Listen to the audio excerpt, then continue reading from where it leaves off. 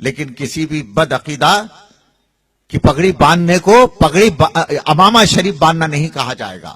اسی طرح سے دعوت اسلامی نے اپنی جماعت کی نشانی کے طور پر ہراہی رنگ استعمال کیا ہے، اور اس پر میں نے تفصیل لکھا ہے سنی آواز میں. آپ یہ اہل علم اس تفصیل کو پڑھ سکتے ہیں. یہ تمہیدی کلمات تھے. تو میرے بعد حضرت تاج الشریعہ مدد اللہ العالی تشریف لائے، خطاب فرمایا، اور یہیں سے انہوں نے اپنا خطاب شروع کیا کہ ابھی میرا نام لیا. ابھی سید محمد حسینی نے جو باتیں کہی ہیں ان کے بارے میں ان سے آگے بڑھ کر اور مزید باتیں بتا رہا ہوں. تو حضرت نے اپنی تفصیل بتائی.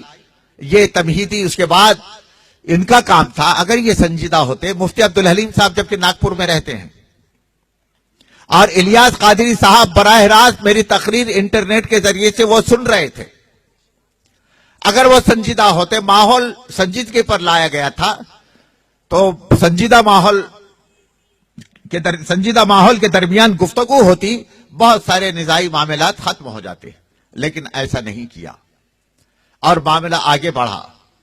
یہاں تک کہ حیرت ہوتی ہے مجھ کو اور حضرت تاج الشریعہ مدد اللہ العالی کو کافر ہونے کا جو ہے نا انٹرنیٹ پر جو ہے نا ایک پمفلٹ ڈال دیا. معاذ اللہ معاذ اللہ.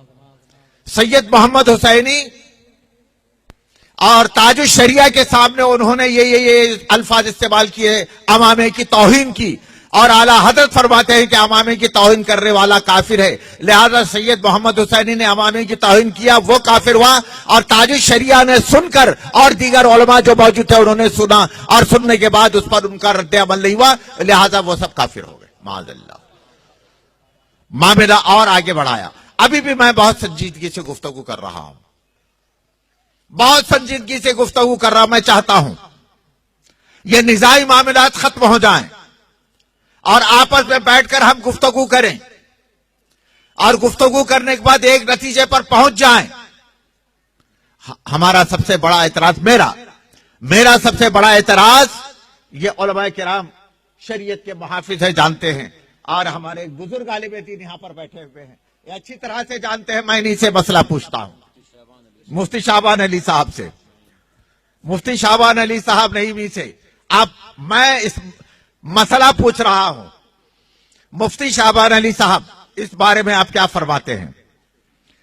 اردو کا کوئی لفظ ہو یا کسی زبان کا لفظ ہو، اس کے چند معنی آتے ہیں، اور ان معنوں میں مترادف الفاظ ہیں.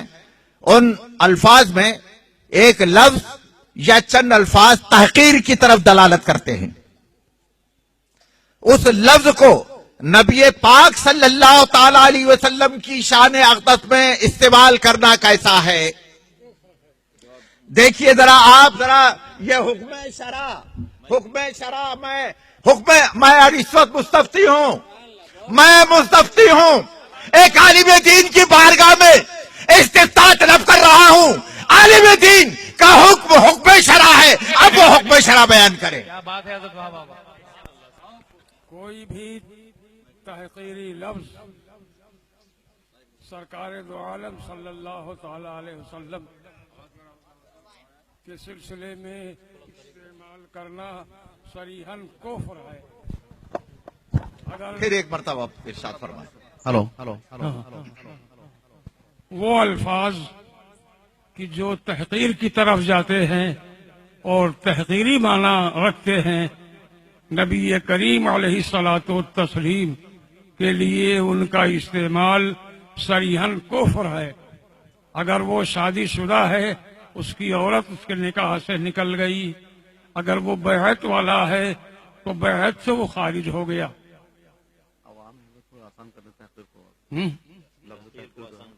تحقیر کا مطلب یہ ہے وہ ایسا لفظ کہ جس میں عزت کے معنی نہ ہو بلکہ غیر عزت کے معنی ہو. تحقیر کسے کہتے ہیں؟ عزت کا لفظ اس میں نہ ہو، تعظیم کا لفظ اس میں نہ ہو، بلکہ ذلت کا لفظ ہو. ایسے لفظ سرکار کی بارگاہ میں قطعی کفر ہے، کفر ہے، کفر ہے۔ ماشاء اللہ، یہ لے لیجیے۔ دیکھیے یہ تو آپ نے مسئلہ سنا، بتائیے عالم دین کا حکم شرع بیان کرنا یہ حکم شرع ہے۔ اب میں اس پر بحث کرنا چاہتا ہوں۔ مفتی شعبان صاحب قبلہ، اردو کا ایک لفظ ہے میٹھا، اردو کا ایک لفظ حضرت میٹھا۔ میٹھا اگر انسان کو فیروز و لغات میں لکھا ہوا ہے، چند معنی لکھے ہیں، اور اس میں لکھا ہے مرد کے لیے میٹھے کا لفظ استعمال کرنا دھوکے کے معنی میں آتا ہے، یہ بڑا دھوکے باز ہے، ذرا میٹھا آدمی ہے بچ کر رہنا۔ کیا بات ہے اور دوسرا معنی حضرت لکھا ہوا ہے،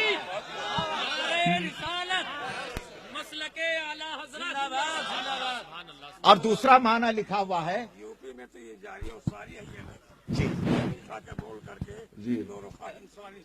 جی جی۔ اب دوسرا معنی لکھا، ایک تو معنی ہوا دھوکے باز اور میٹھا ٹھک کہتے ہی ہے، اور دوسرا معنی لکھا ہوا ہے جو آدمی مرد اس کی چال چلن، اٹھنا بیٹھنا، گفتگو کا انداز زنانہ آمیز ہے، جس کو زنخہ کہتے ہیں، اس کو زنخہ لکھا ہے۔ بتائیے میں اپنے نبی کی بارگاہ میں لفظ برداشت کروں؟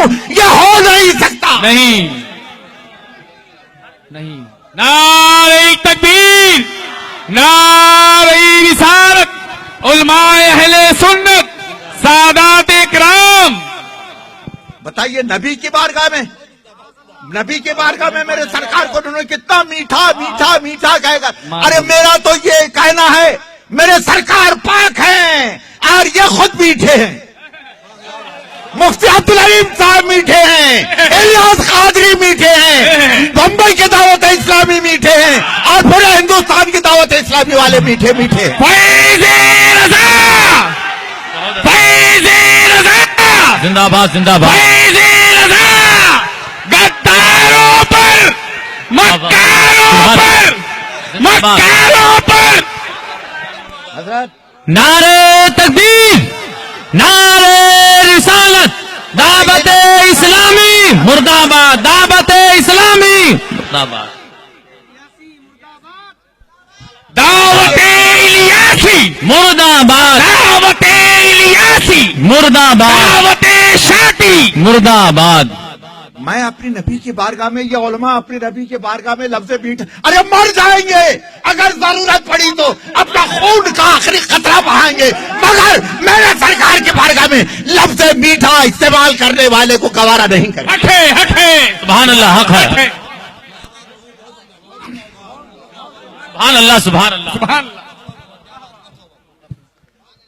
یہ تو یہ صرف ایک جملے کا اختلاف تھا، میں نے یہی چاہا حضرت آپ بیٹھیے، ہم بیٹھ کر بات کریں گے اور یہ مسئلے کو عوام میں نہیں لے جائیں، لیکن مانا نہیں انہوں نے، الٹا ہم ہی کو کافر ڈال دیا انٹرنیٹ پر۔ درود پاک پڑھ لیں۔ اللہم صلی علی سیدنا شفیعنا و حبیبنا و مولانا محمد و علی آلہ و اصحابہ و اہل بیتہ و بارک وسلم، صلاۃ و سلام علیک یا رسول اللہ۔ محترم سامعین، دعوت اسلامی سے بہت سارے مسائل، دعوت اسلامی کے دعوت غیر، اب تو ہم ڈنکے کی چوٹ پر کہہ سکتے ہیں دعوت غیر اسلامی،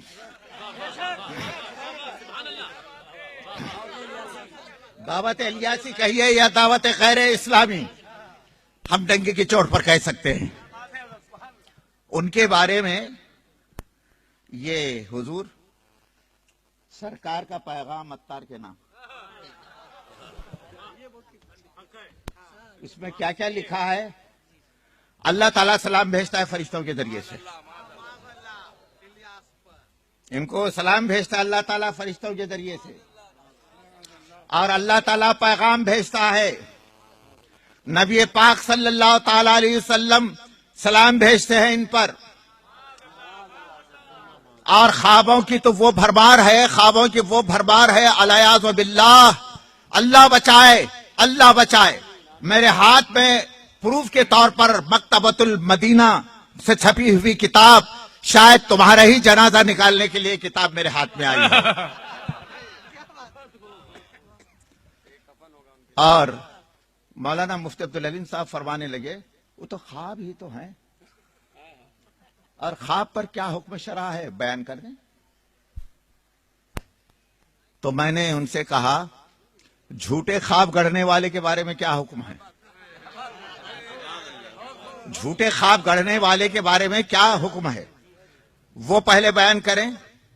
اور دوسرا، ٹھیک ہے ان کے اس میں بات لکھا ہے کہ اسلامی بھائی نے یہ خواب دیکھا، ایک اسلامی بھائی نے یہ خواب دیکھا۔ اگر تمہارا کوئی میٹھا بھائی، اگر تمہارا کوئی کسی میٹھے بھائی نے خواب دیکھا، اور ایک خواب ہے، حضرت صاحب کو ایک مرتبہ مقام ملا کہ خانہ کعبہ، چہار دیواری جو ہے خانہ کعبہ کے اندر حضرت صاحب تشریف لے گئے، ایک جگہ کونے میں عبادت کرتے ہوئے بیٹھے ہیں۔ تو اتنے میں سرکار پاک صلی اللہ تعالی علیہ وسلم تشریف لائے، ساتھ میں حضرات شیخین کریمین رضی اللہ تعالیٰ عنہما ہیں اور دیگر صحابہ کرام ہیں، اور سیدنا غوث پاک ہے اور اعلی حضرت ہے۔ اور غوث پاک سے خطاب کر کے سرکار پاک صلی اللہ علیہ وسلم الیاس قادری کی جس کونے میں وہ بیٹھے تھے، الیاس قادری کی طرف آ کر وہ سرکار فرماتے ہیں یہ ہے زمانے میں سب سے زیادہ مجھ کو چاہنے والا، اور وہ بیٹھا ہی ہے، اور سرکار کو قیام کی حالت میں بتایا خبیث۔ معاذ اللہ، معاذ اللہ، معاذ اللہ۔ یہ ایمان ہے، یہ ایمان ہے مسلمانوں کا، یہ ایمان ہے کہ ہماری محفل میں کوئی اللہ کا نبی صلی اللہ علیہ وسلم تشریف لائے، قیام اسی وقت فرض ہو جاتا ہے سب پر، اور وہ بیٹھے ہی رہا، اور سرکار قیام کی حالت میں تعارف کرا رہے۔ یہ سب بھرا ہوا ہے، اس میں یہ بھرا ہوا ہے۔ اے دعوت اسلامی والو، مفتی عبدالحلیم صاحب سن لو اور ان کے کارندے سن لیں، الیاس قادری، الیاس اچھی طرح سے سن لے۔ یہ خواب، تم یہ کہتے ہو کہ خواب پر حکم لگاؤ، اب سن لو تمہارے اوپر ہم جو ایک مفتی شرع کے سامنے میں حکم لگا رہا ہوں۔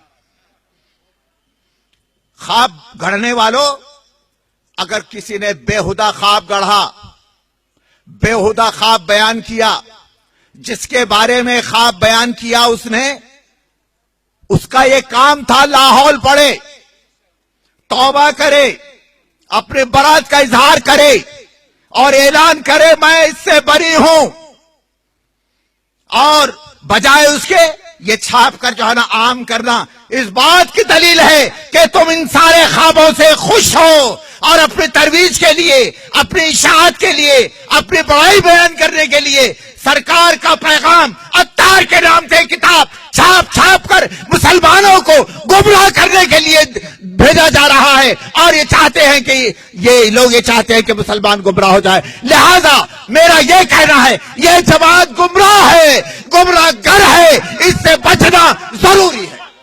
نعرہ تکبیر، نعرہ رسالت، سید حسینی میاں اشرفی، سید حسینی میاں اشرفی، پاسبان ملت۔ محترم سامعین، اگر خواب ہے حضرت، مختلف خواب دیکھا جاتا ہے، خدا نخواستہ خلاف شریعت کوئی خواب کسی نے دیکھا، بیان کر دیا، کیا واجب ہے اس کے اوپر؟ اپنی برات کا اظہار کرے گا اور اس کو ڈانٹے گا؟ ہلو، آپ بیان کر دیں، چلیے آپ بیان کر دیں، بیان کر دیں۔ اگر کوئی غلط خواب دیکھتا ہے اور غلط خواب بیان کرتا ہے، گڑھتا ہے، تو اس کا مطلب یہ ہے کہ اس خواب سے وہ راضی ہے۔ تو جب اس خواب سے وہ راضی ہے تو اپنے گڑھے ہوئے غلط خواب پر اس کا ایمان و عقیدہ ہے۔ ایسا انسان مسلمانوں کے لائق نہیں ہے، نہ اسے مسلمان کہا جا سکتا ہے اور نہ مسلمانوں میں رہنے کے قابل ہے۔ देखिए मैंने नारे रिसालत मुफ्ती शाबान अली साहब क़िबला। सुभान अल्लाह, सुभान अल्लाह, मैंने एक अजीम मुफ्ती से सुभान जो अल्लाह। हमारे दरमियान मेरा जहां तक ख्याल है सबसे मुअम्मर मुफ्ती हैं, उनसे हुक्म शरा हमने बयान किया। इन्होंने जो बयान किया वो हुक्म शरा है, उसका मानना सब पर वाजिब है। लिहाजा दावत इस्लामी का बायकॉट वाजिब है, दावत गैर इस्लामी का बायकॉट वाजिब है।